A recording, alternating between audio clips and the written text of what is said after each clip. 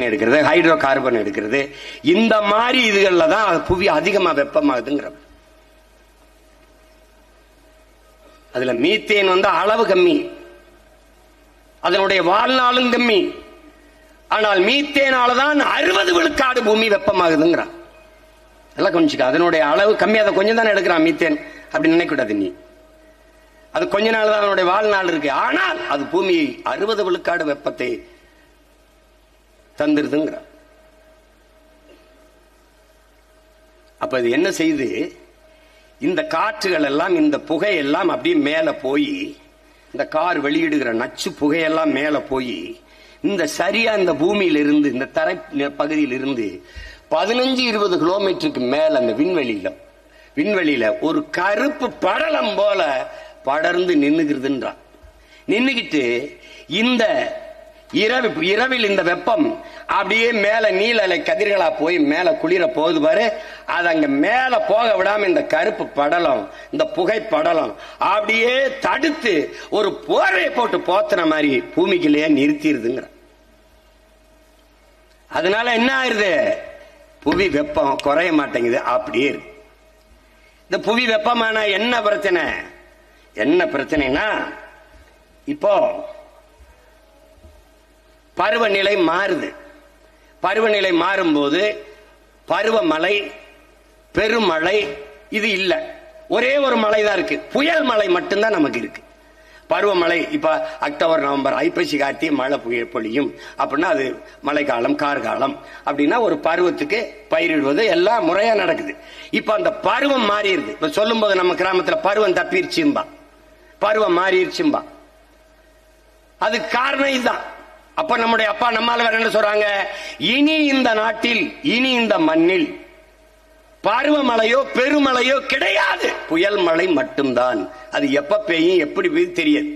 April May மாசம் கோடை நினைச்சிருப்பா, பெரும் புயல் அடித்து கொண்டு போயிட்டு இருக்கும். ஏன்னா மாறிடுச்சு பருவம். அதற்கு காரணம் இந்த பருவநிலை மாற்றத்திற்கு காரணம் புவி வெப்பமாகுது. வெப்பமாகும் போது நீ பாத்தீங்கன்னா அடுப்புல பானையை வச்சு உலை வைக்கிறதுன்னு சொல்றோம். தண்ணியை அதுல ஊத்தி கீழே நெருப்பை எரிக்கும் போது இந்த உலை பொங்குது. வெப்பம் தாங்காம, சூடு தாங்காம என்ன செய்யுது, உலை பொங்கி அப்படி பொங்கி கொட்டுது. அப்படி பூமியின் வெப்பம் தாங்காம கடல் பொங்கி கொட்டும்.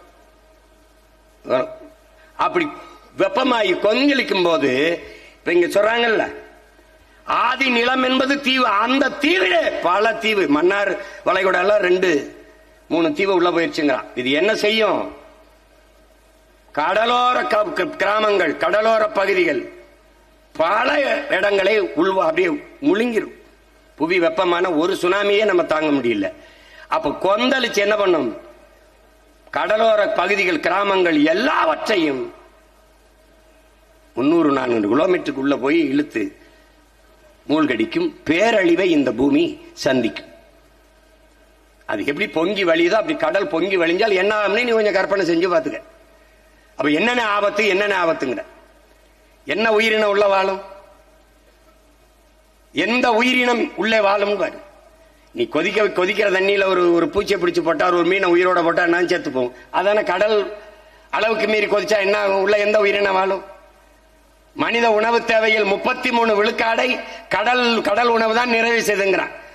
கடல் வெப்பமாகி கொந்தளிச்சு புறம் செத்து போச்சுன்னா பட்டி நடந்து நீங்க ஆக வேண்டியதுதான். அப்ப ஒவ்வொன்னையும் நீ பார்க்கணும். அப்ப பருவநிலை மாறும்போது புவி வெப்பமாகும்போது என்ன ஆகுது, இமயமலையெல்லாம் பனிப்பாறையை கொண்ட மலை. 15,000 இடத்தில் இருந்து பனிப்பாறைகள் உருகி ஓடியாருது வெப்பத்தில். அதனாலதான் வட இந்திய நதிகள் வற்றாமல் இருக்க காரணம் இமயமலையில் இருக்க பனிப்பாறைகள். அந்த நீரை நாம் நன்னீர் என்கிறோம். குளிர்காலத்தில் அப்படியே உறைஞ்சு இருக்குது, வெப்ப காலத்தில் உருகி அப்படி கடகடன்னு ஓடி வருது. அதனாலதான் கங்கை, இந்த பிரம்மபுத்திரா போன்ற நதிகள் எல்லாம் வற்றாமல் இருக்கிறது காரணம் தான். அதையும் அப்பா 2030, அதுக்கு ரொம்ப காலம் இல்ல, இப்ப 26 ஆகப்போது, 25 முடியுது. அவர் சொன்ன கணக்குப்படி இன்னும் 4 ஆண்டு இருக்கு. 2030க்குள் 85 விழுக்காடு அந்த பனிப்பாறை உருகி ஓடிருன்றார்.